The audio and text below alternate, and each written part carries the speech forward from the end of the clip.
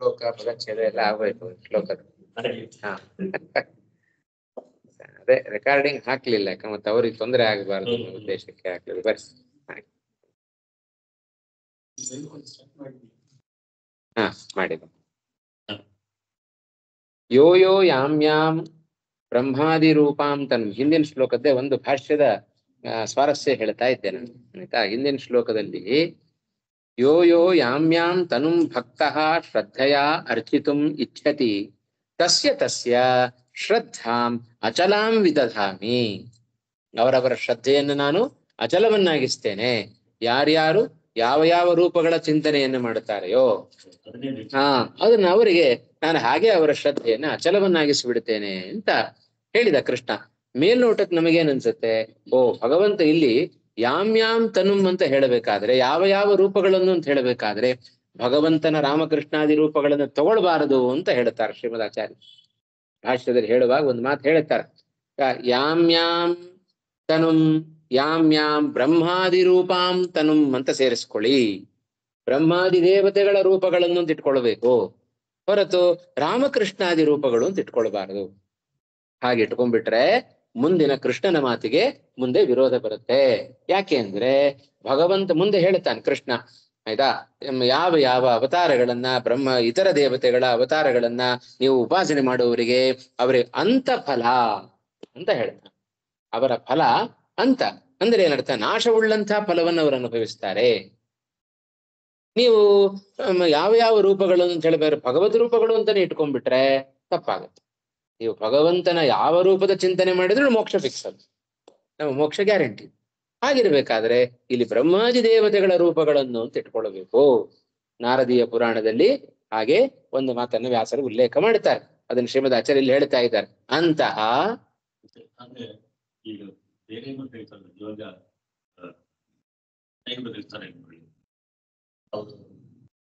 ಆಲೋಚನೆ ಮಾಡ್ತಿರ್ತಾರೆ, ಆದ್ರೆ ಅವರು ಶಿವನೇ ಅವರಿಗೆ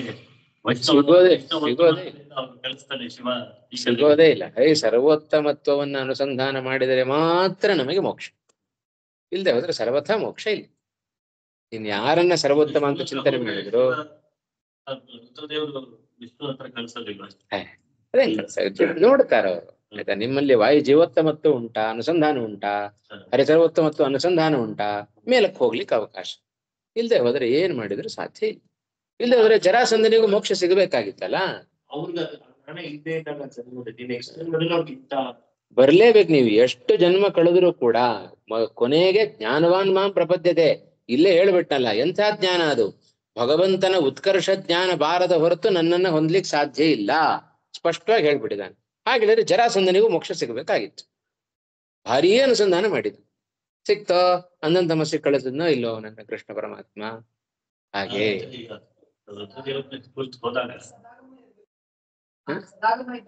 ಹೌದು, ಅದಕ್ಕೆ ತತ್ವ ನಿರ್ಣಯದಲ್ಲಿ ಹೇಳ್ತಾನೆ, ಸದಾಗಮೈಕ ವಿಜ್ಞೇಯಂ ಸಮತೀತ ಕ್ಷರಾಕ್ಷರಂ ಅಂತ. ಹಾಗೆ ಹೇಳಿ.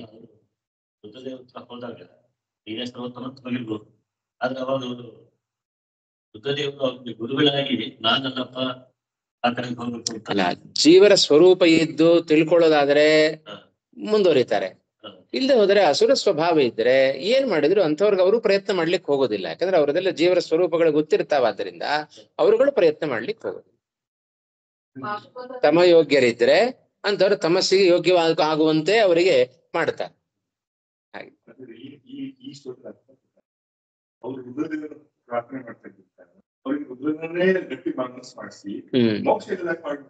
ಹೌದಲ್ವಾ? ಹಾಗೆ ಮಾಡಬಾರದು. ಅದಕ್ಕೆ ಇದನ್ನ ತಿಳಿಸಿ ಹೇಳ್ತಾ ಇರೋದು, ಹಾಗೆ ಮಾಡಬೇಡಿ, ಸರಿಯಾಗಿ ಮಾಡಿ. ಅದಕ್ಕೆ ಗೀತೆ ಓದ್ಬೇಕು ಅಂತ ಹೇಳೋದು. ಅಷ್ಟೇ. ಈ ಗೀತಾ ಶಬ್ದದ ಅಲ್ಲ, ಗೀತೆ ಅಂದ್ರೆ ನಿರ್ವಿಶೇಷವಾದ ಗೀತಾ ಶಬ್ದಕ್ಕೆ ಭಗವದ್ಗೀತೆ ಅಂತಲೇ ಅರ್ಥ.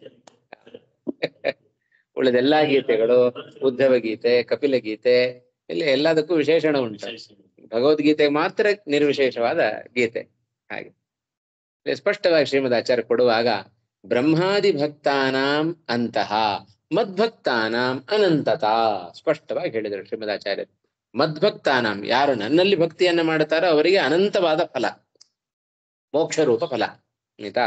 ಬ್ರಹ್ಮಾದಿ ಭಕ್ತಾನಂತೂ ಅಂತಹ ನಾಶವಿರುವ ಫಲ, ನಮ್ಮ ಮದ್ಭಕ್ತರಿಗೆ ನಾಶವಿಲ್ಲದ ಫಲ ಸ್ಪಷ್ಟವಾಗಿ ಹೇಳಿದರು. ಇತಿ ಭಗವಂತನ ಭಕ್ತರು ಅಂತ ಅರ್ಥ. ಮಮ ಭಕ್ತಾಹ ಮದ್ಭಕ್ತಾಹ ತೇಷಾಂ, ಆಯ್ತಾ, ಅವತಾರೇ ಮಹಾವಿಷ್ಣೋಃ ಭಕ್ತಃ ಕುತ್ರ ಚ ಮುಚ್ಯತೆ ಇತ್ಯಾದೇಶ್ಚ. ಭಗವಂತನ ಅವತಾರ ರೂಪಗಳನ್ನು ಚಿಂತನೆ ಮಾಡಿದರೆ ನಶ್ವರವಾದ ಫಲ ಯಾವತ್ತಿಗೂ ಸಿಗಲಿಕ್ಕೆ ಸಾಧ್ಯ ಇಲ್ಲ. ಹಾಗಾಗಿ ಇಲ್ಲಿ ಯಾಮ್ ಯಾಮ್ ತನುಮ್ ಅಂತ ಹೇಳಿದ್ರೆ ಭಗವಂತನ ಅವತಾರಗಳನ್ನು ನಾವು ಇಟ್ಕೊಳ್ಳೋದಲ್ಲ, ಬ್ರಹ್ಮಾದಿ ದೇವತೆಗಳ ರೂಪಗಳನ್ನು ಚಿಂತನೆ ಮಾಡುವವನು ಅಂತ ಇಟ್ಕೊಳ್ಬೇಕು. ಹಾಗಾದರೆ ಬ್ರಹ್ಮಾದಿ ದೇವತೆಗಳ ಆರಾಧನೆಯನ್ನು ಉಪಾಸನೆಯನ್ನು ಮಾಡ್ಲಿಕ್ಕೆ ಇಲ್ವಾ, ಇತರ ದೇವತೆಗಳ ಉಪಾಸನೆಯನ್ನು ಮಾಡ್ಲಿಕ್ಕೆ ಇಲ್ವಾ ಅಂತ ಪ್ರಶ್ನೆ ಮಾಡಿದ್ರೆ ಮುಂದಿನ ಶ್ಲೋಕದಲ್ಲಿ ಅದಕ್ಕೆ ಶ್ರೀಮದಾಚಾರ್ಯ ಉತ್ತರ ಕೊಡ್ತಾರೆ. ಮಾಡ್ರಿ, ಭಗವಂತ ಏನ್ ಬೇಡ ಅಂತ ಹೇಳೋದಿಲ್ಲ. ಆದರೆ ನಿಮಗೆ ಇತರ ದೇವತೆಗಳ ಆರಾಧನೆಗೂ ಭಗವಂತನ ಆರಾಧನೆಗೂ ಬಹಳಷ್ಟು ವ್ಯತ್ಯಾಸ ಇದೆ. ಅದನ್ನ ಈ ಶ್ಲೋಕದಲ್ಲಿ ಹೇಳ್ತಾರೆ. ಹೇಳಿ ಇನ್ನೊಮ್ಮೆ. ಸತಯಾ ಶ್ರದ್ಧಯಾ ಯುಕ್ತಃ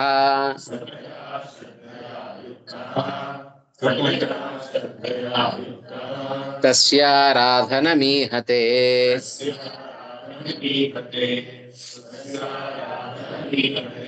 ಲಭತೆ ಚ ತತಃ ಕಾಮಾನ್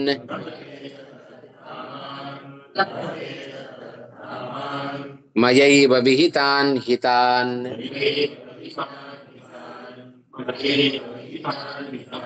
ಸತಯಾ ಶ್ರದ್ಧಯಾ ಯುಕ್ತಸ್ತಸ್ಯಾರಾಧನಮೀಹತೆ.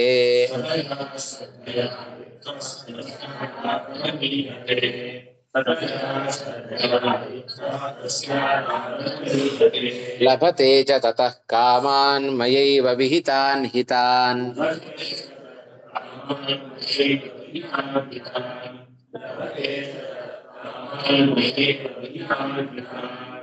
ಸತಯಾ ಶ್ರದ್ಧಯಾ ಯುಕ್ತಸ್ಯಾರಾಧನಮೀಹತೆ ಲಭತೆ ಮಾಡಿ ಪದಚ್ಛೇದ ಮಾಡುತ್ತೀರಾ? ಮಾಡ್ರಿ ಪದಚ್ಛೇದ. ಸ ಅಂತ ಹೇಳಬಾರ್ದು, ಸಹ ಸಹ.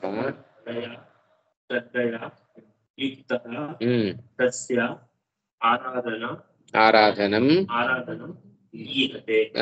ಲಭತೆ ಚ ತತಃ ಕಾಮಾನ್ ಮಯ್ಯೇವ ಏವ ವಿಹಿತಾನ್ ತಾನ್. ಸರಿ. ಸಹ ಪುರುಷಃ, ಸಹ ಕಹ? ಮಿಶ್ರಯಾಜಿ. ಮಿಶ್ರಯಾಜಿ ಪೂರ್ವ ಪ್ರಸಕ್ತಃ ಮಿಶ್ರಯಾಜಿ. ಸಹ ಮಿಶ್ರಯಾಜಿ ಕದಾಚಿತ್ ವಿಷ್ಣುಂ ಪೂಜಯತಿ, ಕದಾಚಿತ್ ಅನ್ಯ ದೇವತಾಂ ಪೂಜಯತಿ. ಸ ಏವ ಮಿಶ್ರಯಾಜಿ ಇತಿ ಉಚ್ಯತೆ. ಇಲ್ಲ, ಆದ್ದರಿಂದ ಯಾರು ಈ ಒಮ್ಮೆ ಭಗವಂತನನ್ನು ಪೂಜೆ ಮಾಡೋದು ಮತ್ತೊಮ್ಮೆ ಇತರ ದೇವತೆಗಳನ್ನು ಪೂಜೆ ಮಾಡುವ ಆ ಪುರುಷ ಇದ್ದಾನಲ್ಲ, ಸಹ ತಯಾ ಶ್ರದ್ಧೆಯಾ ಯುಕ್ತಃ, ಅಂಥ ವಿಶೇಷವಾದ ಆಸ್ತಿಕ್ಯ ಬುದ್ಧಿಯಿಂದ ಕೂಡಿಕೊಂಡು ತಸ್ಯ ಬ್ರಹ್ಮಾದಿ ದೇವತೆಗಳ ರೂಪಗಳನ್ನ ಆರಾಧನಂ ಈಹತೆ. ಈಹತೆ ನಾಮ ಕರೋತಿ ಇತ್ಯರ್ಥ. ಯಾವ ಧಾತು? ಈಹ ಚೇಷ್ಟಾಯಾಮ್. ಈಹ ಚೇಷ್ಟಾಯಾಮ್ ಆ ಧಾತುವಿನ ಲಟ್ಲಕಾರದ ಪ್ರಥಮ ಪುರುಷ ಏಕವಚನದಲ್ಲಿ ಆತ್ಮನೇಪದ ಅದು. ಆಯ್ತಾ? ಈಹ ಚೇಷ್ಟಾಯಾಮ್. ಇಹ ಅಂತ ಹೇಳಬಾರ್ದು, ಈಹ ದೀರ್ಘ ಹೇಳಬೇಕು. ಈಹ ಚೇಷ್ಟಾಯಾಮ್ ಆರಾಧನಂ ಕರೋತಿ. ಅವನೇನು ಮಾಡ್ತಾನೆ? ತತಃ ಆ ಇತರ ದೇವತೆಗಳ ಆರಾಧನೆಯಿಂದಾಗಿ ವಿಹಿತಾನ್ ಮಯಾ ಏವ ವಿಹಿತಾನ್ ತಾನ್ ಕಾಮಾನ್ ಲಭತೆ. ಏನೋ ಸಂಪತ್ ಬೇಕಪ್ಪ ನನಗೆ, ಆ ಸಂಪತ್ತನ್ನು ಅಪೇಕ್ಷಿಸಿಕೊಂಡು ರುದ್ರದೇವರನ್ನು ಕುರಿತು ತಪಸ್ ಮಾಡಿದೆ, ರುದ್ರಾರಾಧನೆ ಮಾಡಿದೆ. ಆಯ್ತಾ? ರುದ್ರದೇವರು ನನಗೆ ವರ ಕೊಟ್ರು, ಸಂಪತ್ ಕೊಟ್ರು. ರುದ್ರದೇವರು ಕೊಟ್ಟದ್ದಾ? ಅಲ್ಲ, ಕೃಷ್ಣ ಹೇಳ್ಕೊಳ್ತಾನೆ. ತತಃ ಆ ಇತರ ರೂಪಗಳ ಇತರ ದೇವತೆಗಳ ಆರಾಧನೆಯಿಂದ ಮಯಾ ಏವ ವಿಹಿತಾನ್ ತಾನ್ ಕಾಮಾನ್ ಲಭತೆ. ಒಬ್ಬ ಭಕ್ತ ಯಾವ ದೇವತೆಗಳನ್ನ ಆರಾಧನೆ ಮಾಡಿದರೂ ಕೂಡ ಆ ದೇವತೆಗಳ ಮೂಲಕವಾಗಿ ತಾನು ಪಡೆದುಕೊಳ್ಳುವ ಫಲ ಇದೆಯಲ್ಲ, ಅದು ನಾನೇ ಕೊಟ್ಟದ್ದು. ನಾನು ಅವರ ಮೂಲಕ ಕೊಡ್ತಾ ಇದ್ದೇನೆ. ಯಾಕೆ? ನೀನು ಅವರನ್ನು ಅನುಸಂಧಾನ ಮಾಡಿದೆಯೋ ಇಲ್ವೋ, ಹಾಗಾಗಿ ಅವರ ಮೂಲಕ ನಾನೇ ಕೊಟ್ಟದ್ದು. ಅದನ್ನೇ ಇದೆಲ್ಲ ಬೇರೆ ಕಡೆ ಹೇಳುವಾಗ ಆ ಗೋಲಕತ್ರಯ ಚಿಂತನೆ, ಗೋಲಕದ್ವಯ ಚಿಂತನೆಗಳನ್ನೆಲ್ಲ ಹೇಳ್ತಾರೆ ನೋಡ್ರಿ. ಅದೆಲ್ಲ ಇದೇ ಉದ್ದೇಶ, ಇದರ ಹಿನ್ನೆಲೆಯಲ್ಲೇ ಬಂದದ್ದು ಇಲ್ವಾ? ಇದರ ಹಿನ್ನೆಲೆಯಲ್ಲೇ ಬಂದದ್ದು. ಯಾಕೆಂದ್ರೆ ಯಾವುದೇ ಗುರುಗಳ ಅಥವಾ ಗುರುಗಳ ಬಳಿಯಲ್ಲಿ ಅಥವಾ ರಾಯರ ಬಳಿಯಲ್ಲಿ ಆಗಬಹುದು ಅಥವಾ ಇತರ ಯಾವುದೇ ಯತಿಗಳಲ್ಲಾಗಬಹುದು ಹೋಗಿ ಪ್ರಾರ್ಥನೆ ಮಾಡಿಕೊಂಡ್ರೆ ಅವರ ಪ್ರಾರ್ಥನೆಯನ್ನ, ನಾವು ಸಲ್ಲಿಸಿದ ಪ್ರಾರ್ಥನೆಯನ್ನ ಪ್ರಾಣದೇವರಿಗೆ, ಪ್ರಾಣದೇವರು ಭಗವಂತನಿಗೆ, ಭಗವಂತ ಕೊಟ್ಟದ್ದನ್ನ ಪ್ರಾಣದೇವರು ಕೊಟ್ಟದ್ದನ್ನ ಗುರುಗಳು ನಮಗ್ ಕೊಡ್ತಾರೆ. ಅಲ್ಲೇ ಬರಬಹುದು ಪ್ರಾಯ. ಹೌದು, ಅದನ್ನೇ ಗೋಲಕತ್ರಯ ಚಿಂತನೆ ಅಂತ ಕರೀತಾರೆ, ಅಥವಾ ಗೋಲಕದ್ವಯ ಚಿಂತನೆ. ನೀವು ನೇರವಾಗಿ ವಾಯುದೇವರ ಬಳಿಗೆ ಹೋಗ್ತೀರಿ ಅಂತಾದ್ರೆ ಭಾರತೀ ರಮಣ ಮುಖ್ಯ ಪ್ರಾಣ ಅಂತರ್ಗತ ನಾರಾಯಣ ಕೊಟ್ಟದ್ದನ್ನ ವಾಯುದೇವರು ನಮಗ್ ಕೊಡ್ತಾರೆ. ಇದನ್ನೇ ಗೋಲಕದ್ವಯ ಚಿಂತನೆ, ವಾಯುದೇವರ ಒಳಗೆ ಭಗವಂತನ ಚಿಂತನೆಯನ್ನ ಮಾಡೋದು. ಅಥವಾ ಇತರ ಯಾವುದೇ ದೇವತೆಗಳ ಅಥವಾ ಯಾವುದೇ ಗುರುಗಳ ಚಿಂತನೆಯನ್ನ ಮಾಡುವಾಗ ಅವರ ಒಳಗೆ ಪ್ರಾಣದೇವರು, ಆ ಪ್ರಾಣದೇವರ ಒಳಗೆ ಭಗವಂತನ ಚಿಂತನೆಯನ್ನ ಮಾಡಬೇಕು. ಅದನ್ನ ಗುರುಗಳು ಅಥವಾ ಇತರ ದೇವತೆಗಳು ಪ್ರಾಣದೇವರು ಕೊಟ್ಟದ್ದನ್ನ, ಪ್ರಾಣದೇವರು ಭಗವಂತ ಕೊಟ್ಟದ್ದನ್ನ ನಮಗ್ ಕೊಡ್ತಾರೆ. ಹಾಗಾಗಿ ಅದೇ ಮಾತನ್ನೇ ಕೃಷ್ಣ ಇಲ್ಲಿ ಹೇಳ್ತಾ ಇದ್ದಾನೆ. ನೀವು ಯಾವ ರೂಪದ ನೀವು ಚಿಂತನೆಯನ್ನು ಮಾಡಿದರೂ ಕೂಡ ಶ್ರದ್ಧೆಯಿಂದ ಮಾಡದೆ ಹೋದ್ರೆ ಅದು ಸಿಗೋದಿಲ್ಲ. ಶ್ರದ್ಧೆಯ, ಅದಕ್ಕೆ ಸೇರಿಸಿದ ಕೃಷ್ಣ ಪರಮಾತ್ಮ ಹೇಳುವಾಗ ಸಹ ತಯಾ ಶ್ರದ್ಧೆಯ, ಹಿಂದೆ ಹೇಳಿದ ರೀತಿಯಲ್ಲಿ ಶ್ರದ್ಧೆಯಿಂದ ಯುಕ್ತನಾಗಿ ತಸ್ಯ ಆ ರೂಪದ ಆರಾಧನೆಯನ್ನ ಈಹತೆ ಕರೋತಿ, ಮಾಡಿದ್ರಿಂದ ಅವನಿಗೇನ್ ಸಿಗತ್ತೆ? ಮಯಾ ಏವ ವಿಹಿತಾನ್ ದತ್ತಾನ್ ಇತ್ಯರ್ಥ. ಮಯಾ ಏವ ವಿಹಿತಾನ್ ಕಾಮಾನ್ ಲಭತೆ.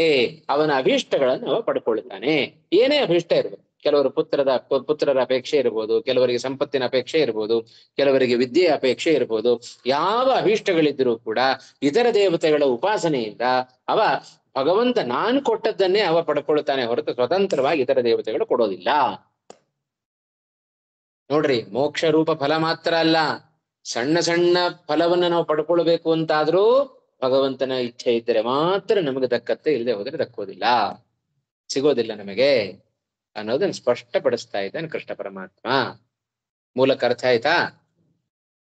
ಸಹ ತಯಾ ಶ್ರದ್ಧೆಯ ಯುಕ್ತ ಪೂರ್ವೋಕ್ತ ರೀತ್ಯ ಆಸ್ತಿಕ್ಯ ಬುದ್ಧಿಯ ಶ್ರದ್ಧೆಯ ಯುಕ್ತ ಸನ್ ತಸ್ಯ ಆಯ್ತಾ ಬ್ರಹ್ಮಾದಿ ರೂಪಸ್ಯ ಆರಾಧನಂ ಉಪಾಸನಂ ಈಹತೆ ಕರೋತಿ. ಆರಾಧನೆಯನ್ನ ಮಾಡ್ತಾನೆ ಅವನು, ಇತರ ದೇವತೆಗಳ ಉಪಾಸನೆಯನ್ನ ಮಾಡ್ತಾನೆ. ತತಃ ಇತರ ದೇವತಾರಾಧನಾತ್, ತತಃ ಅಂದ್ರೆ ತಸ್ಮಾತ್ ಅಂತ ಅರ್ಥ. ತಸ್ಮಾದಿತಿ ತತಃ, ತಸ್ಮಾದನ್ನ ಕಸ್ಮಾತ್ ಇತರ ದೇವತಾರಾಧನಾತ್ ಬ್ರಹ್ಮಾದಿ ದೇವತಾರಾಧನಾತ್ ಮಯಾ ಏವ ವಿಹಿತಾನ್ ತಾನ್ ಕಾಮಾನ್, ಆ ಕಾಮನೆಗಳನ್ನ, ಯಾವ ಕಾಮನೆ ಅದು? ಅವ ಅಪೇಕ್ಷೆ ಪಟ್ಟ ಕಾಮನೆಗಳನ್ನ ಲಭತೆ ಪ್ರಾಪ್ನೋತಿ, ಅವನು ತನ್ನಗೆ ಅಭಿಷ್ಟವಾದ ಫಲಗಳನ್ನ ಅವ ಹೊಂದುತ್ತಾನೆ. ಇದಿಷ್ಟು ಈ ಶ್ಲೋಕದ ಅಭಿಪ್ರಾಯ. ಅರ್ಥ ಆಯ್ತಾ? ಲಭತೆ ಅನ್ನೋದು ಯಾವ ಧಾತು? ಡುಲಭಶ್ ಪ್ರಾಪ್ತೌ, ಅದು ಅಷ್ಟೇ ಆತ್ಮನೇ ಪದದ ಲಟ್ಲಕಾರ. ತತಃ ಅನ್ನೋದು ಅವ್ಯಯ. ಕಾಮಾನ್ ಮಯಾ ಏವ, ಮಯೈವ ಯಾವ ಸಂಧಿಯಾಗಿದೆ? ವೃದ್ಧಿ ಸಂಧಿ ಆಗಿದೆ. ವಿಹಿತಾನ್ ಹಿ ತಾನ್, ಅವೆರಡು ಪುಲ್ಲಿಂಗದ ಶಬ್ದಗಳು. ಆಯ್ತಾ? ಸರಿ, ವಿವೃತ್ತಿಗೆ ಹೋಗೋಣವಾ? ಸಚ ತಯಾ ಶ್ರದ್ಧೆಯ ಯುಕ್ತ ತಸ್ಯ ಅಂದ್ರೆ ದೇವಸ್ಯ, ಇತರ ದೇವಸ್ಯ ಆರಾಧನಂ ಈಹತೆ ನಾಮ ಕರೋತಿ. ತತಃ ಮೂಲದಲ್ಲಿದೆ ಪದ, ಶ್ಲೋಕದಲ್ಲಿ. ಅದರ ಅರ್ಥ ಏನು? ತದ್ ಆರಾಧನಾತ್. ಓದ್ಬೇಕಾದ್ರೆ ಅದನ್ನ ಬಿಡಿಸಿ ಬಿಡಿಸಿ ಅರ್ಥ ಮಾಡ್ಕೊಂಡು ಓದ್ಬೇಕು. ತತಸ್ತದಾರಾಧನಾತ್ ಒಟ್ಟಿಗೆ ಓದ್ಬಿಟ್ರೆ ಏನ್ ಅರ್ಥ ಆಗುದಿಲ್ಲ. ತತಃ ತದಾರಾಧನಾತ್, ತಸ್ಯ ಆರಾಧನಂ ತದಾರಾಧನಂ, ತಸ್ಮಾತ್ ತದಾರಾಧನಾತ್, ತಸ್ಯ ತತಃ ತದಾರಾಧನಾತ್. ಆಮೇಲೆ ಏನು? ಆ ಇತರ ದೇವತೆಗಳ ಆರಾಧನೆಯಿಂದ ಮುಂದೇನಾಗತ್ತೆ? ತದ್ದೇವಸ್ಥೇನ ಮಯಾ ಏವ ವಿಹಿತಾನ್ ತಾನ್ ಸ್ವಾಭಿಪ್ರೇತಾನ್ ಕಾಮಾನ್ ಲಭತೆ ಚ. ತದ್ದೇವಸ್ಥೇನ ಮಯಾ ಏವ, ನೀವು ರುದ್ರದೇವರನ್ನು ಅನುಸಂಧಾನ ಮಾಡುತ್ತೀರಾ, ಒಳಗಡೆ ನರಸಿಂಹ ರೂಪಿಯಾದ ಭಗವಂತ ನಾನೇ ಕೂತಿದ್ದೇನೆ. ಬ್ರಹ್ಮದೇವರನ್ನು ಕುರಿತು ಅನುಸಂಧಾನ ಮಾಡುತ್ತೀರಾ, ಒಳಗಡೆ ನಾರಾಯಣ ರೂಪಿಯಾದ ಭಗವಂತ ನಾನೇ ಕೂತಿದ್ದೆ. ಇಂದ್ರಾದಿ ಯಾವ ದೇವತೆಗಳನ್ನು ತೆಗೆದುಕೊಂಡ್ರು, ಯಾವ ದೇವತೆಗಳನ್ನು ನೀವು ಆರಾಧನೆ ಮಾಡಿದರೂ ಅವರ ಮೂಲಕ ನೀವು ಅವರಲ್ಲಿರುವ ನಾನೇ ತದ್ದೇವಸ್ಥೇನ ತದ್ದೇವೇ ತಿಷ್ಠತಿ ಇತಿ ತದ್ದೇವಸ್ಥಃ ತೇನ ತದ್ದೇವಸ್ಥೇನ. ಆ ದೇವತೆಗಳಲ್ಲಿರುವ ನನ್ನಿಂದಲೇ, ಮಯಾ ಏವ ನನ್ನಿಂದಲೇ, ವಿಹಿತಾನ್ ತಾನ್ ಮೂಲದಲ್ಲಿರುವ ಪದ ಅದು. ಏನರ್ಥ ಅದಕ್ಕೆ? ಸ್ವಾಭಿಪ್ರೇತಾನ್ ಕಾಮಾನ್ ಲಭತೆ. ತನಗೆ ಅಭಿಪ್ರೇತವಾದ ಕಾಮಾನ್ ಅಭೀಷ್ಟಾನ್ ಲಭತೆ, ತನಗೆ ಬೇಕಾದ ಅಭೀಷ್ಟಗಳನ್ನೆಲ್ಲವನ್ನು ಪಡೆದುಕೊಳ್ಳುತ್ತಾನೆ. ಯಾಕೆ ಹೀಗೆ? ಮದಿತರಸ್ಯ ಫಲದಾನೆ ಸಾಮರ್ಥ್ಯಾಭಾವಾತ್ ತೇನ ವಿನ ಕಿಮ ತೃಣಮಪಿ ನ ಚಲತಿ. ಜಗತ್ತಿನಲ್ಲಿ ಒಂದು ಸಣ್ಣ ಹುಲ್ಲು ಕಟಿ ನಾವು ಎಷ್ಟೇ ಜೋರ ಗಾಳಿ ಊದಿದ್ರು ಹೋಗೋದಿಲ್ಲ, ಅವನ ಇಚ್ಛೆ ಇದ್ದರೆ ಮಾತ್ರ ಹೋಗುತ್ತೆ. ಆಗಿರಬೇಕಾದ್ರೆ ಇತರ ದೇವತೆಗಳು ಭಾರಿ ಭಾರಿ ಫಲವನ್ನ ಕೊಡಬೇಕು ಅಂತಾದರೆ ಅವನಿಲ್ದೆ ಹೋದರೆ ಸಾಧ್ಯವೋ? ಇದೆಲ್ಲ ಬೇಕಾದಷ್ಟು ಅಸುರರು ಬ್ರಹ್ಮದೇವರನ್ನು ಕುರಿತು ರುದ್ರದೇವರನ್ನು ಕುರಿತು ತಪಸ್ ಮಾಡಿ ವರವನ್ನ ಪಡ್ಕೊಂಡಿರ್ಬೋದು. ಒಳಗಡೆ ಕೊಟ್ಟದ್ದು ಅದೇ ಹರಿಯೇ.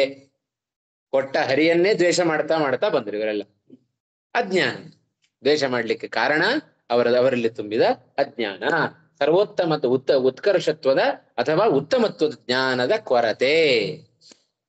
ಹಾಗಾಗಿ ಅವರೆಲ್ಲ ಹೀಗೆ ಹರಿಯನ್ನ ದ್ವೇಷ ಮಾಡ್ತಾ ಬಂದ್ರು, ಹರಿಯಲ್ಲಿ ಭಕ್ತಿಯನ್ನ ಕಳ್ಕೊಂಡ್ಬಿಟ್ರು.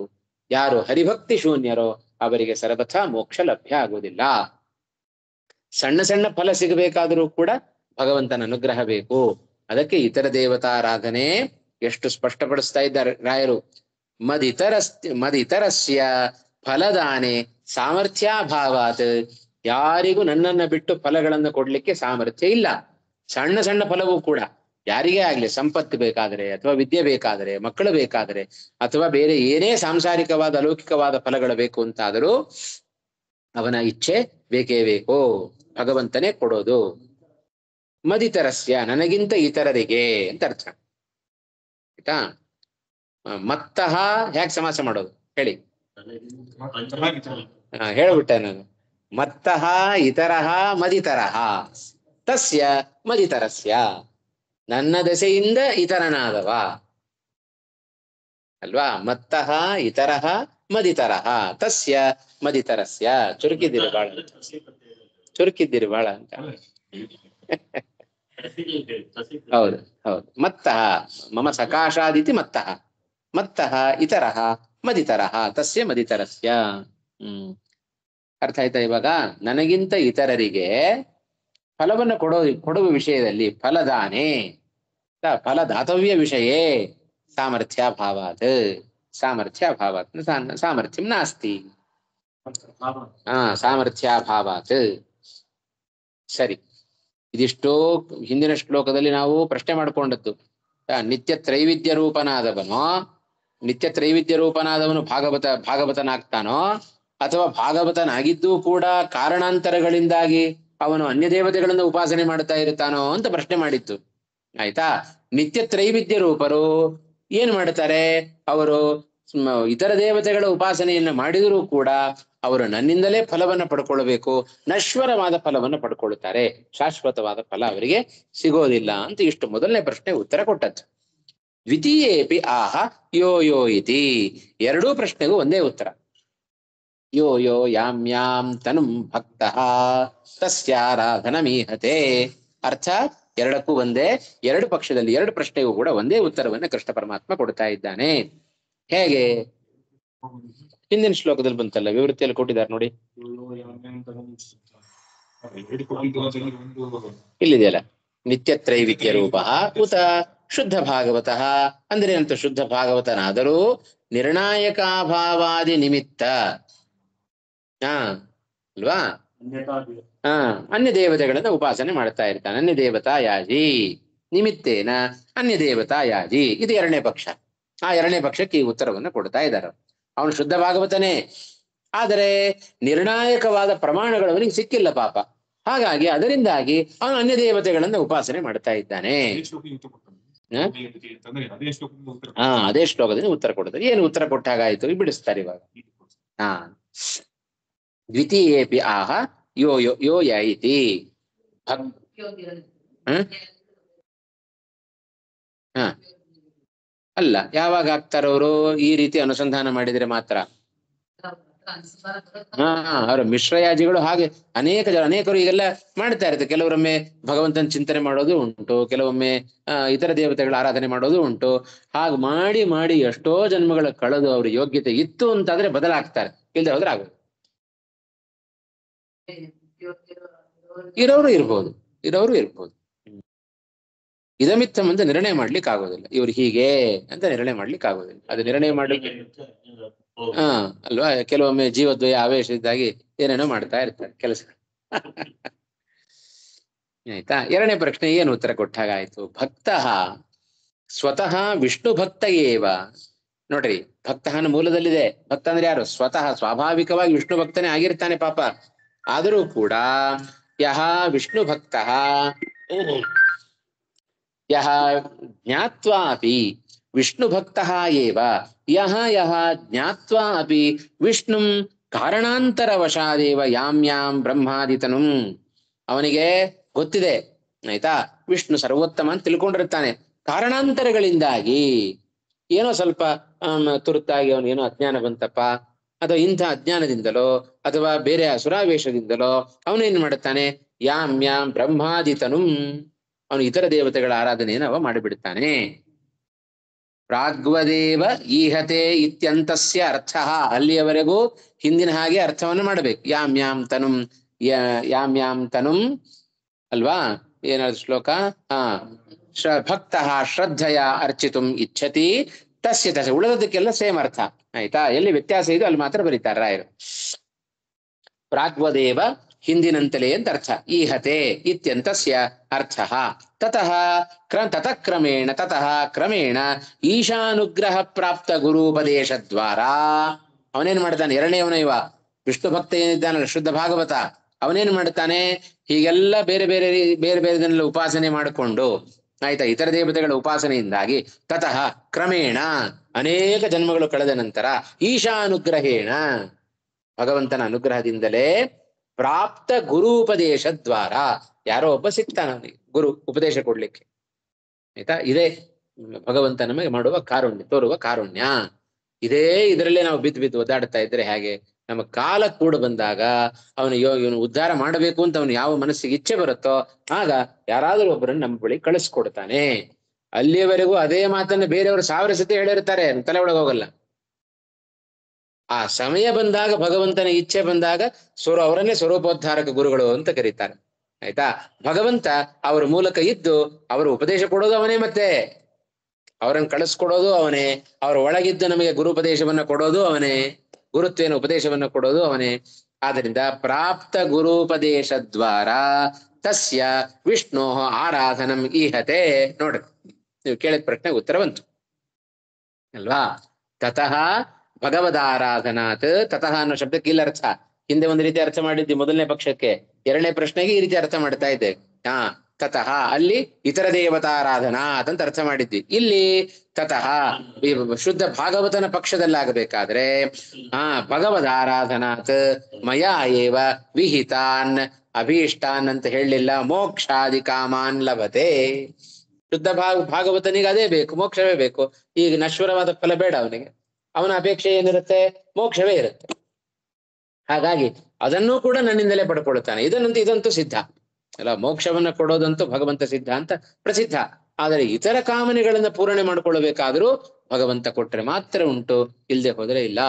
ಭಗವಂತನನ್ನು ಬಿಡ್ತೇನೆ, ನನ್ನ ಗಣಪತಿ ಕೊಡ್ತಾನೆ, ಶಿವ ಕೊಡ್ತಾನೆ, ಸ್ಕಂದ ಕೊಡ್ಬೋದು, ಇನ್ಯಾರ ಕೊಡ್ಬೋದು ಅಂತ ಇತರ ದೇವತೆಗಳ ಆರಾಧನೆ ಮಾಡಿದ್ರೆ ಪಾಪ ಅವರು ಕರುಣಾಮೂರ್ತಿಗಳೇ. ನಾವು ಶಿವ ನೀನೇ ಸರ್ವೋತ್ತಮ ಅಂತಂದ್ರೂ ಕೂಡ ಭಗವಂತ ಅವರಿಗೂ ಕರುಣೆ ಮಾಡ್ತಾನೆ, ಅವರಿಗೂ ಫಲವನ್ನು ಕೊಡ್ತಾನೆ. ಆಯ್ತಾ.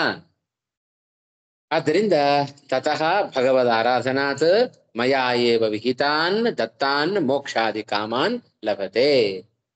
ಪ್ರಾಪ್ನೋತಿ ಚ. ಆಯ್ತಾ, ಇದನ್ನು ಪಡ್ಕೊಳ್ತಾನೆ. ಚ ಶಬ್ದದ ಸ್ವಾರಸ್ಯವನ್ನು ಬರೀತಾರೆ, ಬಹಳ ಚೆನ್ನಾಗಿದೆ. ತುಂಬಾ ಇದೆ, ಕೆಲವೊಂದನ್ನು ಮಾತ್ರ ಹೇಳ್ತೇನೆ. ಆಯ್ತಾ? ಈ ಶ್ಲೋಕಕ್ಕಿಲ್ಲ, ಮುಂದಿನ ಶ್ಲೋಕಕ್ಕಿದೆ ತಾತ್ಪರ್ಯ. ಈ ಶ್ಲೋಕಕ್ಕೆ ಏನಿಲ್ಲ. ಅವ್ರೇನ್ ಮಾಡ್ತಾರೆ ಶ್ರೀಮದಾಚಾರ್ಯರು, ಸುಮಾರು 13ನೇ ಶ್ಲೋಕದಿಂದ ಹಿಡಿದು 23ನೇ ಶ್ಲೋಕದವರೆಗೂ ಎಲ್ಲದಕ್ಕೂ ಸೇರಿ ಒಂದು ಕಡೆ ತಾತ್ಪರ್ಯ ಸುಮಾರು 10-12 ಶ್ಲೋಕಗಳನ್ನು ಕೊಟ್ಬಿಡಿದೆ. ಆಯ್ತಾ? ಹಾಗೆ ಇಷ್ಟ ಅರ್ಥ ಆಯ್ತಾ ಈ ಶ್ಲೋಕಕ್ಕೆ?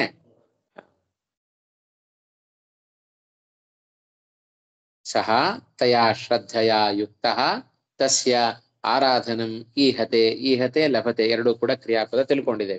ತತಃ ಕಾಮಾನ್ ಮಯಾ ಏವ ವಿಹಿತಾನ್ ಹಿ ತಾನ್ ತಾನ್ ಲಭತೆ. ಅಲ್ಲಿಗೆ ಅನ್ವಯ ಮಾಡ್ಬೇಕು ನಾವು. ಮುಂದಕ್ಕೆ ಹೋಗೋಣವಾ? ಅಂತವತ್ತು ಫಲಂ ತೇಷಾಂ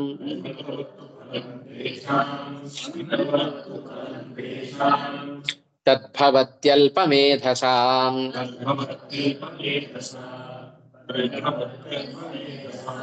ದೇವಾನ್ ದೇವಯಜೋ ಯಾಂತಿ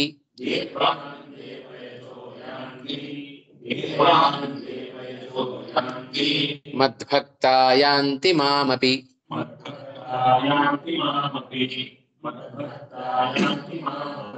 ಅಂತವತ್ತು ಫಲಂ ತೇಷಾಂ ತದ್ಭವತ್ಯಲ್ಪಮೇಧಸಾಂ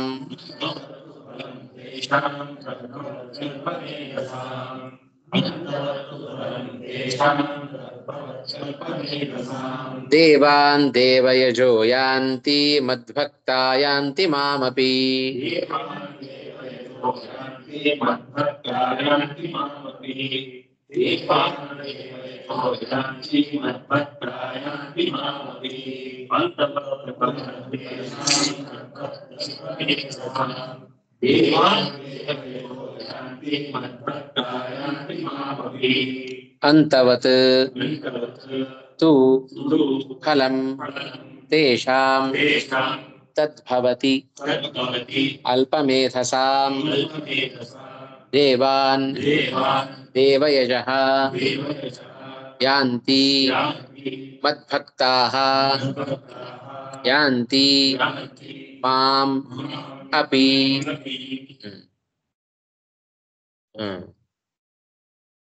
ಸರಿ, ಈಗ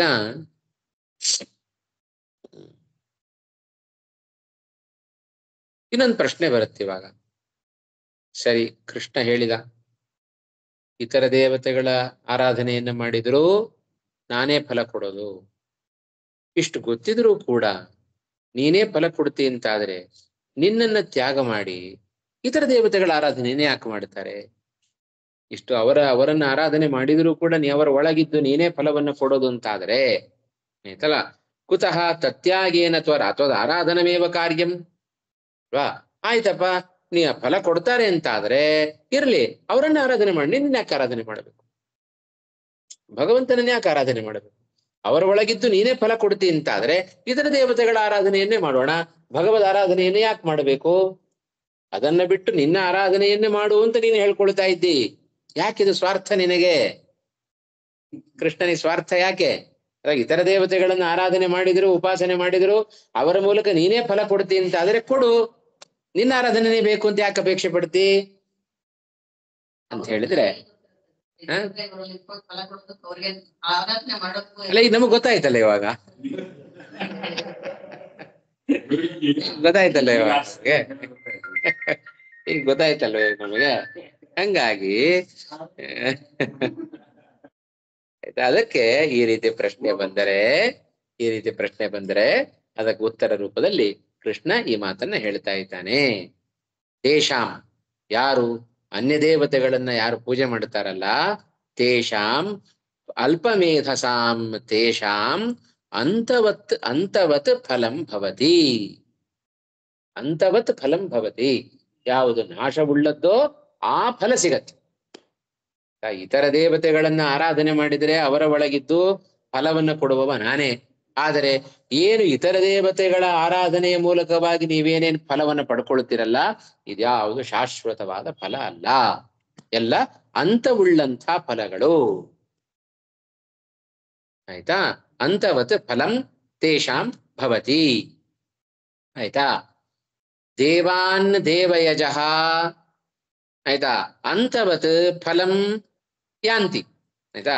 ಯಾರು ಬ್ರಹ್ಮಾದಿ ದೇವತೆಗಳನ್ನ ಯಾರು ಹೊಂದುತ್ತಾರೋ, ಬ್ರಹ್ಮಾದಿ ದೇವತೆಗಳನ್ನ ಯಾರು ಪೂಜೆ ಮಾಡ್ತಾರೆಯೋ, ದೇವಾನ್ ದೇವಯಜಃ, ದೇವಯಜಃ ಅಂದ್ರೆ ದೇವತೆಗಳನ್ನ ಪೂಜೆ ಮಾಡುವವರು ಅಂತನಾ? ಅಲ್ಲ, ಶಬ್ದ ಅದು ದೇವಯಜಃ. ಆಯ್ತಾ. ಅಂಥವರು ಬ್ರಹ್ಮಾದಿ ದೇವತೆಗಳನ್ನೇ ಹೊಂದುತ್ತಾರೆ. ಆದರೆ ಮದ್ಭಕ್ತಾಹ ಮಾಮಪಿ ಯಾಂತಿ. ನನ್ನ ಭಕ್ತರಲ್ಲಿರುವ ವಿಶೇಷ ಏನಪ್ಪಾ ಅಂದ್ರೆ ಇತರ ದೇವತೆಗಳನ್ನು ಹೊಂದುತ್ತಾರೆ, ನನ್ನನ್ನು ಹೊಂದುತ್ತಾರೆ. ಇದೇ ನನ್ನ ಭಕ್ತರಲ್ಲಿರುವ ವಿಶೇಷ. ಹಾಗಾಗಿ ನಾನು ಹೇಳೋದು ನನ್ನ ಆರಾಧನೆಯನ್ನು ಮಾಡ್ರಿ ಅಂತ. ಇತರ ದೇವತೆಗಳ ಆರಾಧನೆಯಿಂದ ಕೇವಲ ನಶ್ವರವಾದ ಫಲವನ್ನು ಪಡಿಬಹುದು. ಇತರ ದೇವತೆಗಳನ್ನು ನೀವು ಹೊಂದಬಹುದು, ಆದರೆ ನನ್ನ ಆರಾಧನೆಯಿಂದ ಶಾಶ್ವತವಾದ ಫಲವನ್ನು ನೀವು ಪಡ್ಕೊಳ್ತೀರಿ, ಜೊತೆಗೆ ನನ್ನನ್ನೂ ಹೊಂತೀರಿ. ಮಾಮಪಿ ಯಾಂತಿ ದೇವಯಜಃ ಮಾಮಪಿ ಯಾಂತಿ. ಇತರ ದೇವತಾರಾಧಕರು ನನ್ನನ್ನೂ ಹೊಂದುತ್ತಾರೆ. ಮಾಮಪಿ ಅಭಿಶಬ್ದವನ್ನು ಹಾಕಿದ್ರಿಂದ ಇತರ ದೇವತೆಗಳನ್ನು ಹೊಂದ್ತಾರೆ, ನನ್ನನ್ನೂ ಹೊಂದ್ತಾರೆ. ನಾನು ಪರಮಾತ್ಮನನ್ನು ಹೊಂದೋದು ಅಂತ ಹೇಳಿದ್ರೆ ಮೋಕ್ಷವನ್ನು ಪಡ್ಕೊಳ್ಳೋದು ಅಂತ ಅರ್ಥ. ಸರಿನಾ? ಇದಿಷ್ಟು ಈ ಶ್ಲೋಕದ ಅಭಿಪ್ರಾಯ. ಅನ್ಯ ದೇವತಾ ಯಾಜಿನಾಮಪಿ ತ್ವತ್ತ ಏವ ಫಲಂ ಚೇತ್. ಹೌದಾ?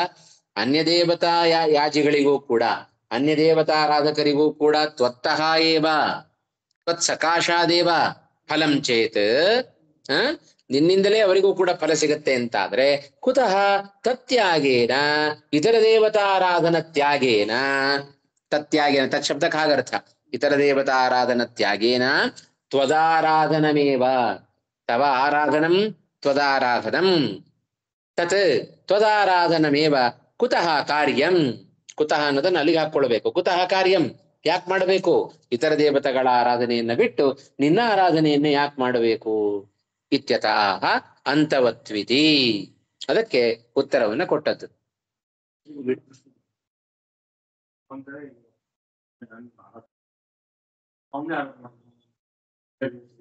ಹೇಳ್ತಾರೆ, ಅದಕ್ಕೂ ಉತ್ತರ ಕೊಡ್ತಾರೆ. ಇತರ ದೇವತೆಗಳ ಆರಾಧನೆಯನ್ನ ಬಿಟ್ಟು ನೀವು ಕೇವಲ ಭಗವಂತನನ್ನೇ ಉಪಾಸನೆ ಮಾಡ್ತೀರಿ ಅಂದ್ರೆ ಅದು ಆಗಲ್ಲ. ಅದಕ್ಕೂ ಉತ್ತರ ಬೇರೆ ಕಡೆನೂ ಕೊಟ್ಟಿದ್ದಾನೆ, ಇಲ್ಲೂ ಕೊಟ್ಟಿದ್ದಾನೆ. ಭಗವಂತನನ್ನ ಸಪರಿವಾರತ್ವೇನೈವ ಆರಾಧನೆ ಮಾಡಬೇಕು, ತಾರತಮ್ಯಕ್ಕೆ ಅನುಗುಣವಾಗಿ ಮಾಡಬೇಕು. ಮುಂದಿನ ಶ್ಲೋಕದಲ್ಲಿ ಅದೇ ಮಾತನ್ನ ಹೇಳ್ತಾನೆ. ಅದಕ್ಕೆ ನಾವೆಲ್ಲ ಭಗವಂತನನ್ನ ಆವಾಹನೆ ಮಾಡುವಾಗ ಕೇವಲ ನಾರಾಯಣನನ್ನ ಆವಾಹನೆ ಮಾಡೋದಿಲ್ಲ. ಸಶ್ರೀಕಾಯ ಸಪರಿವಾರಾಯ ಶ್ರೀ ಲಕ್ಷ್ಮೀ ನಾರಾಯಣಂ ಆವಾಹಯಾಮಿ ಅಂತ ಕರೆದರೆ ಮಾತ್ರ ಬರ್ತಾನೋ, ಇಲ್ಲವರು ಬರೋದು. ಹೌದು, ಎಲ್ಲಾ ಕಡೆಯೂ ಅಷ್ಟೆ. ವಿಷ್ಣೋ ರಮಾ ಬ್ರಹ್ಮಾದಿಭ್ಯ ಪರತ್ವಂ ಜ್ಞಾತ್ವ ಅಲ್ವಾ? ಈ ಭಗವಂತ ಏನಾಗಿದ್ದಾನೆ? ವಿಷ್ಣು ನಾರಾಯಣ ರಮಾ ಬ್ರಹ್ಮಾದಿಗಳಿಗಿಂತಲೂ ಉತ್ತಮನಾಗಿದ್ದಾನೆ ಅಂತ ತಿಳಿದು ಅನ್ಯ ದೇವತಾ ಯಾಜಿನಾಂ ತೇಷಾಂ ಫಲಂ ಅಂತವದೇವ. ಅನ್ಯ ದೇವತೆಗಳನ್ನ ಆರಾಧಿಸುವವರಿಗೂ ಆಯ್ತಾ ಏನಾಗುತ್ತೆ? ರಮಾ ಬ್ರಹ್ಮಾದಿಗಳಿಗಿಂತಲೂ ವಿಷ್ಣುವಿಗೆ ಶ್ರೇಷ್ಠತೆ ಗೊತ್ತು ನಮಗೆ. ಅವನೇ ಶ್ರೇಷ್ಠನಾಗಿದ್ದಾನೆ, ಅವನೇ ಉತ್ತಮನಾಗಿದ್ದಾನೆ ಅಂತ ತಿಳಿದು ಅನ್ಯ ದೇವತೆಗಳನ್ನ ನಾವು ಆರಾಧನೆ ಮಾಡ್ತೇವಲ್ಲ, ಅಂಥವರಿಗೆ ಏನಪ್ಪ ಫಲ ಸಿಗತ್ತೆ ಅಂತ ಹೇಳಿದ್ರೆ ಅಂತವತ್ ಫಲಂ ಏವ ತೇಷಾಂ, ಅವರಿಗೆ ನಾಶ ಇರುವ ಫಲವೇ ಸಿಗತ್ತೆ. ಆಯ್ತಾ? ಅಲ್ಪಮೇಧಸಾಂ ಅಂದ್ರೆ ಅವರಿಗೆ ಅಲ್ಪಮೇಧಸಾಂ ಅಂದ್ರೆ ಏನರ್ಥ? ಅಲ್ಪ ಫಲೇ ಏವ ಬುದ್ಧಿಮತ್ವಾತ್ಯರ್ಥ. ಅವರಿಗೆ ಅಲ್ಪ ಫಲದಲ್ಲಿಯೇ ಬುದ್ಧಿ. ಅವರಿಗೆ ಸಾಕಪ್ಪ, ನಮ್ಮ ಸ್ವರ್ಗ ಮೋಕ್ಷ ಬೇಡ ಸದ್ಯಕ್ಕೆ, ಸಾಕು ನಿಮ್ಮ ಸ್ವರ್ಗದಲ್ಲೇ ಇರೋಣ ನಾವು ಅಂತ. ಇಲ್ಲೇ ಸ್ವರ್ಗ ಇಲ್ಲೇ ನರಕ ಅಂತ ಹೇಳಿದಾಗೆ ನಾವು ಇದೇ ಸ್ವರ್ಗ ನಮಗಿದೇ ನರಕ ಅಂತ ಆಗ್ಬಿಟ್ಟು. ಹಾಗಾಗಿ ಅಲ್ಪಮೇಧಸಾಂ ಅಲ್ಪ ಫಲೇ ಏವ ಬುದ್ಧಿಮತ್ವ ಅತ್ಯರ್ಥ. ಕಥಂ ಅಂತವತ್ವಂ ಇತ್ಯತ ಉಕ್ತಂ ದೇವಾನಿತಿ ಅಲ್ವಾ? ಹಾಗಾದರೆ ಅಲ್ಪಮೇಧಸಾಂ ಅಲ್ಪ ಫಲೇ ಏವ ಬುದ್ಧಿಮತ್ವಂ, ಕಥಂ ಅಂತವತ್ವಂ, ಅವರಿಗೆ ನಾಶ ಇರುವ ಫಲ ಹೇಗೆ? ಅವರಿಗೆ ಎಂಥವರಿಗದು ಅಂತ ಹೇಳಿದ್ರೆ ದೇವಾನ್ ಅಂತ ಉತ್ತರಾರ್ಥದಲ್ಲಿ ಉತ್ತರವನ್ನು ಕೊಡ್ತಾ ಇದ್ದಾನೆ. ವಿಷ್ಣುತ್ಕರ್ಷಂ ಜ್ಞಾತ್ವ ಬ್ರಹ್ಮಾದಿದೇವಯಾಜಿನಃ ಬ್ರಹ್ಮಾದಿದೇವಾನ್ ಯಾಂತಿ ನತು ಮಾಂ. ವಿಷ್ಣುತ್ಕರ್ಷವನ್ನ ತಿಳಿದು ಇತರ ದೇವತಾ ಉಪಾಸನೆಯನ್ನ ಯಾರು ಮಾಡ್ತಾರೆಯೋ ಅಂಥವರೆಲ್ಲ ಬ್ರಹ್ಮಾದಿ ದೇವತೆಗಳನ್ನೇ ಪಡಿತಾರೆ. ಅಂದ್ರೇನು? ಆ ದೇವತೆಗಳಿರುವ ಸ್ಥಾನವನ್ನ ಪಡಿಬಹುದಷ್ಟೇ, ಸ್ವರ್ಗವನ್ನು ಅಥವಾ ಸತ್ಯಲೋಕವನ್ನು ಪಡಿಬಹುದು. ಆದರೆ ನಮಾಂ ಅತಃ ಅಂತವತ್ ಫಲಂ, ಅದೆಲ್ಲವೂ ಕೂಡ ಅಂತವತ್ ಫಲಂ, ನಾಶ ಇರುವ ಫಲಗಳೇ. ಬ್ರಹ್ಮದೇವರೇ ಇಲ್ಲ, ಬ್ರಹ್ಮದೇವರಿಗೂ ನಾಶ ಉಂಟಲ್ಲ. ಅವ್ರಿಗೂ 100 ವರ್ಷ ಆಯುಷ್ ಆಯ್ತು ಅಂದ್ರೆ ಅವರು ಹೋಗ್ಬೇಕು, ಅವ್ರ ದೇಹವನ್ನು ತೊರೆದೇ ಹೋಗ್ಬೇಕು, ಅವರಿಗೂ ಲಿಂಗದೇಹ ಉಂಟು. ಹಾಗಿರ್ಬೇಕಾದ್ರೆ ಅವರೇ ಇಲ್ಲ ಅಂತ ಆದ್ಮೇಲೆ ಅವರ ಲೋಕ ಹೇಗೆ ಶಾಶ್ವತ ಆಗ್ಲಿಕ್ಕೆ ಸಾಧ್ಯ? ವೈಕುಂಠ ಮಾತ್ರ ಶಾಶ್ವತ. ಹಾಗಾಗಿ ಬ್ರಹ್ಮಾದಿ ದೇವಾನ್ ಯಾಂತಿ ನತು ಮಾಂ ಅತಃ ಅಂತವತ್ ಫಲಂ ಮದ್ಭಕ್ತಾಸ್ತು ಮಾಮಪಿ. ಆಯ್ತಾ? ಆದರೆ ನನ್ನ ಭಕ್ತರಾದರೆ ಮಾಮಪಿ ದೇವಾನ್ ಅಂದ್ರೆ ಏನರ್ಥ? ಮಾಮಪಿ ಅಂದ್ರೆ ದೇವಾನ್ ಪ್ರಾಪ್ಯ ಅಂತೆ ಮಾಮಪಿ ಯಾಂತಿ. ಇತರ ದೇವತೆಗಳು ಎರಡನೇ ಪಕ್ಷಕ್ಕೆ ಮಾತ್ರ ಸ್ವೀಕರಿಸ. ವಿಷ್ಣು ಅಜ್ಞಾತ ಯಾರಿಗೆ ಗೊತ್ತಿಲ್ಲ. ಅವರೆಲ್ಲ ಏನ್ ಮಾಡುತ್ತಾರೆ? ಅವ್ರು ವಿಷ್ಣೋತ್ಕರ್ಷವನ್ನ ತಿಳಿದೇನೆ ಅವ್ರೇನ ನಶ್ವರವಾದ ಫಲವನ್ನೇ ಪಡ್ಕೊಳ್ಳೋ ಮುಂದಕ್ಕೆ ಹೋಗೋದೇ ಇಲ್ಲ. ಅದೇ ಯಾರು ವಿಷ್ಣೋತ್ಕರ್ಷವನ್ನ ತಿಳಿದು ಕಾರಣಾಂತರಗಳಿಂದಾಗಿ ಇತರ ದೇವತೆಗಳ ಆರಾಧನೆಯನ್ನ ಮಾಡಿದರೆ ಅಂಥವರು ಕೊನೆಗೆ ಅವರನ್ನ ಹೊಂದಿ ನನ್ನನ್ನು ಹೊಂತಾರೆ. ಮಾಮಪಿ. ಹೌದು ಹೌದು ಹೌದು, ಅದೇ ಅರ್ಥ. ಅದೇ ಪಕ್ಷದಲ್ಲೇ ಹೇಳ್ತಾರೆ. ಇವ್ರದ್ದು ಅಷ್ಟೇ ಒಂದೇ ಪಕ್ಷದಲ್ಲಿ ಹೇಳಿದ್ರೆ ಮಿಶ್ರಯಾಜಿಗಳು ಅದು ಇಲ್ಲೇ ಬರ್ತದೆ, ಅವ್ರಿಗೂ ಇಲ್ಲೇ ಬರಬೇಕು. ಮಿಶ್ರಯಾಜಿಗಳಿಗೂ ಆಯ್ತಾ.